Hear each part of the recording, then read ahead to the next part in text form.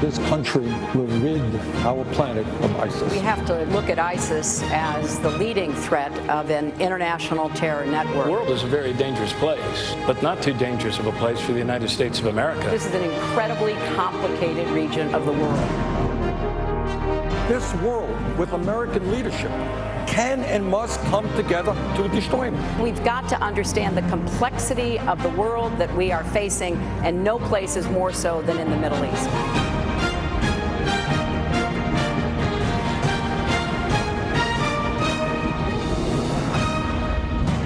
Live from Drake University in Des Moines, Iowa, CBS News brings you the Democratic presidential debate. Here again, John Dickerson. Good evening again as we begin the second half of the debate. Joining me in the questioning of the candidates are CBS News congressional correspondent Nancy Cordes, Kevin Cooney of CBS Des Moines affiliate KCCI, and Kathy Obradovich of the Des Moines Register. As those who watched the first hour know, our topic is Wall Street. For those just joining us, welcome. Secretary Clinton. I went to the past there for a moment. Senator Sanders recently said, quote, people should be suspect of candidates who receive large sums of money from Wall Street and then go out and say, trust me, I'm going to really regulate Wall Street. So you've received millions of dollars in contributions and speaking fees from Wall Street companies. How do you convince voters that you're going to level the playing field when you're indebted to some of its biggest players? Well, I think it's pretty clear that they know that I will. You've got two billionaire hedge fund managers who started a super PAC, and they're advertising against me in Iowa as we speak. So they clearly think I'm going to do what I say I will do, and you can look at what I did in the Senate. I did introduce legislation to rein in compensation. I looked at ways that the shareholders would have more control over what was going on in that arena, and specifically said to Wall Street that what they were doing in the mortgage market was bringing our country down. I've laid out a very aggressive plan to rein in Wall Street, not just the big banks. That's a part of the problem, and I am going right at them. I've got a comprehensive, tough plan. But I went further than that. We have to go after what's called the shadow banking industry, those hedge funds. Look at what happened in 08. AIG, a big insurance company, Lehman Brothers, an investment bank, helped to bring our economy down. So I want to look at the whole problem, and that's why my proposal is much more comprehensive than anything else that's been put forth. Senator Sanders, you've said that the donations to Secretary Clinton are compromising. So what do you think of her answer? Not good enough. Here's the story. I mean, let's not be naive about it. Why over her political career has Wall Street been the major campaign contributor to Hillary Clinton? Now, maybe they're dumb and they don't know what they're going to get, but I don't think so. Here is the major issue when we talk about Wall Street. It ain't complicated. You got 6 financial institutions today that have assets of 56%, equivalent to 56% of the GDP in America. They issue 2/3 of the credit cards and 1/3 of the mortgages. If Teddy Roosevelt, a good Republican, were alive today, you know what he'd say? Break them up. Reestablish Glass-Steagall. And Teddy Roosevelt is right. That is the issue. Now, I am the only candidate up here that doesn't have a super PAC. I'm not asking Wall Street or the billionaires for money. I will break up these banks, support community banks and credit unions. That's the future of banking in America. Quick follow-up, because Secretary Clinton, you'll get a chance to respond. You said they know what they're going to get. Look, what are they going to get? I have never heard a candidate, who has received huge amounts of money from oil, from coal, from Wall Street, from the military-industrial complex. Not one candidate said, these campaign contributions will not influence me. I'm going to be independent. Well, why do they make millions of dollars of campaign contributions? They expect to get something. Everybody knows that. Once again, I am running a campaign differently than any other candidate. We are relying on small campaign donors, 750,000 of them, $30 a piece. That's who I'm indebted to. Well, John, wait a minute. Personal Look, privilege. He has basically used his answer to impugn my integrity. Let's be frank here. Oh, wait a minute, Senator. Not only do I have hundreds of thousands of donors, most of them small, and I'm very proud that for the first time, a majority of my donors are women, 60%.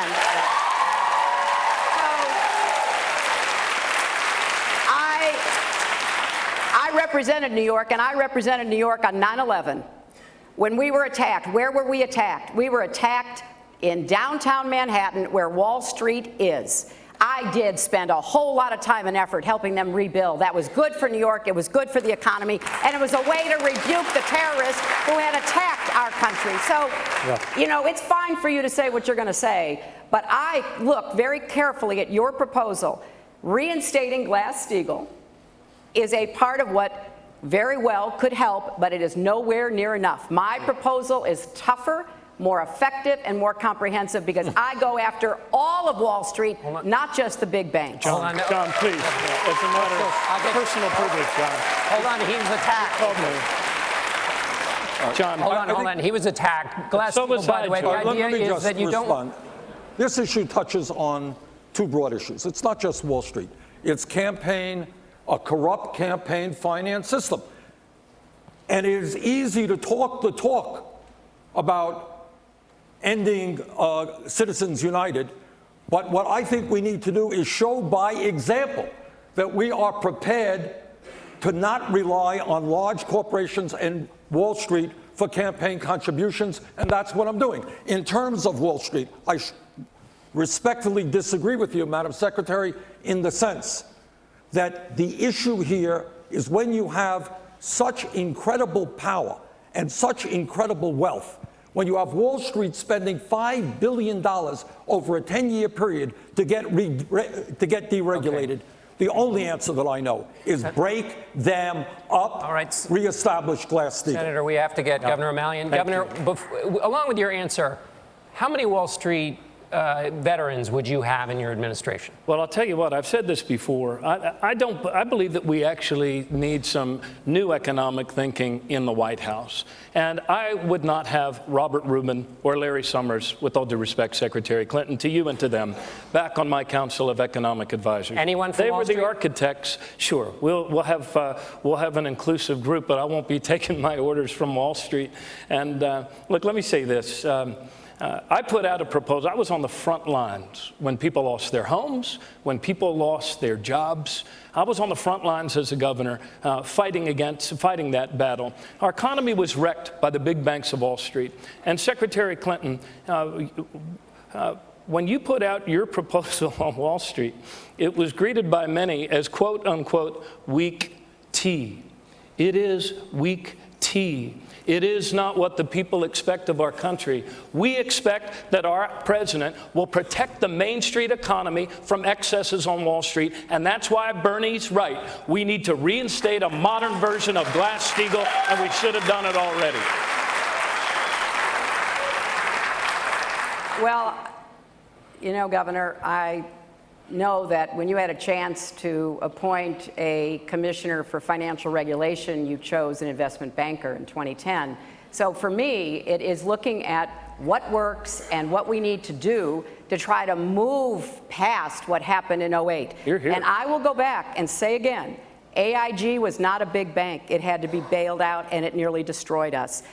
Lehman Brothers was not a big bank. It was an investment bank, and its bankruptcy and its failure nearly destroyed us. So I've said, if the big banks don't play by the rules, I will break them up. And I will also go after executives who are responsible for the decisions that have such bad consequences for our country.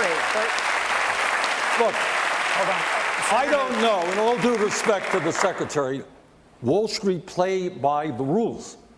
Who are we kidding? The business model of Wall Street is fraud. That's what it is.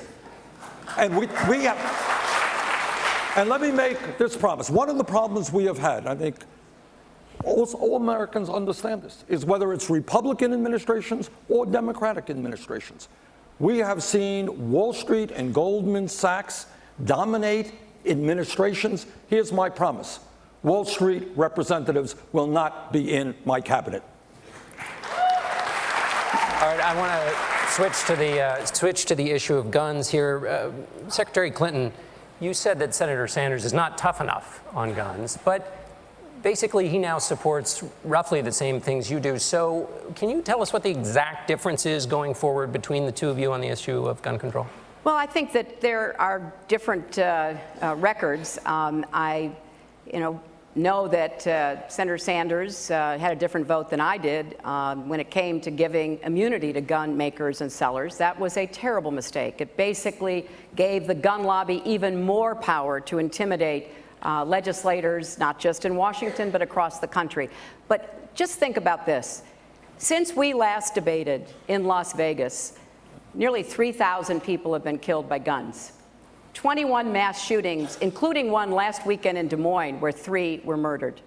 200 children have been killed. This is an emergency. There are a lot of things we've got to do in our country. Reining in Wall Street is certainly one of them. I agree with that. That's why I've got such a good plan. But we have to also go after the gun lobby, and 92% of Americans agree we should have universal background checks, close the gun show loophole, close the online loophole. And Secretary Clinton, I will do everything I can as president to get that accomplished. Secretary Clinton, just a quick follow-up. You say that Senator Sanders took a vote on immunity that you don't like. So if he can be tattooed by a single vote and that ruins all future opinions by him on this issue, why then isn't he right when he says your wrong vote on Iraq tattoos you forever in your judgment? I said I made a mistake on Iraq. And Senator, I would love to see Senator Sanders join with some of my colleagues in the Senate that I see in the audience. Okay. Let's reverse the immunity. Let's put the gun makers and sellers on notice that they're not going to get away with it. Let's do more than reverse the immunity. But was that a mistake? And let me hear if there's any difference between the Secretary and myself. I have voted time and again for the background check, and I want to see it improved and expanded. I want to see us do away with the gun control loophole. In 1988, I lost an election because I said we should not have assault weapons on the streets of America. We have to do away with the straw man proposal. We need radical changes in mental health in America so somebody who is suicidal or homicidal can get the emergency care they need. We have, I don't know that there's any disagreement here. Oh, yes, we have got to come forward with a consensus that in fact will work. Senator, a mistake or not, your immunity vote? Quickly before there I go were to parts of that bill which I agree with, parts I disagree. I am certainly, absolutely willing to look at that bill again and make sure it's a stronger bill. Not a mistake. So, John, this is another one of those examples. Look, we have a lot of work to do, and we're the only nation on the planet that buries as many of our people from gun violence as we do. In my own state, after the children in that Connecticut classroom were gunned down, we passed comprehensive gun safety legislation with background checks, ban on assault weapons. And Senator, I think we do need to repeal that immunity that you granted to the gun industry. But Secretary Clinton, you've been on 3 sides of this. When you ran in 2000, you said that we needed federal robust regulations. Then, in 2008, you were portraying yourself as Annie Oakley and saying that we don't need those regulations on the federal level. And now you're coming back around here. So, John, there's a big difference between leading by polls and leading with principle. We got it done in my state by leading with principle, and that's what we need to do as a party for comprehensive gun safety. In all due respect, I think it's fair to say that Baltimore is not now one of the safest cities in America. But the issue is... But it's a lot safer. It saved a lot of lives along the way, Senator. The issue is, I believe, and I believe this honestly, and I don't know that there's much difference on guns between us, but I believe, coming from a state that has virtually no gun control, I believe that I am in position to reach out to the 60 or 70% of the American people who agree with us on those issues. The problem is people all over this country, not you, Secretary Clinton, are shouting at each other. And what we need to do is bring people together to work on the agreement where there is broad consensus, and that's what I am. I'd like to take the matter of personal privilege here. There is broad consensus. 92% in the most recent poll of Americans want gun safety measures. Absolutely. And 85% of gun owners agree. Yes. We've got the consensus. What we're lacking is political leadership. Yes. And that's what you and others can start providing in the Senate. I agree. Sorry, I'm going to bring in Nancy Cordes with a question from Twitter about this exchange. There was a lot of conversation on Twitter particular about guns, but also about your conversation on campaign finance. And Secretary Clinton, one of the tweets we saw said this: "I've never seen a candidate invoke 9/11 to justify millions of Wall Street donations until now." The idea being that, yes, you were a champion of the community after 9/11, but what does that have to do with taking big donations? Well, I'm sorry that whoever tweeted that had that impression, because I worked closely with New Yorkers after 9/11 for my entire first term to rebuild. And so, yes, I did know people. I've had a lot of folks who give me donations from all kinds of backgrounds say, I don't agree with you on everything, but I like what you do. I like how you stand up. I'm going to support you. And I think that is absolutely appropriate. Well, if I might, I think the issue here is, and I applaud Secretary Clinton. She did. She's a senator from New York. She worked, and many of us supported you in trying to rebuild that devastation.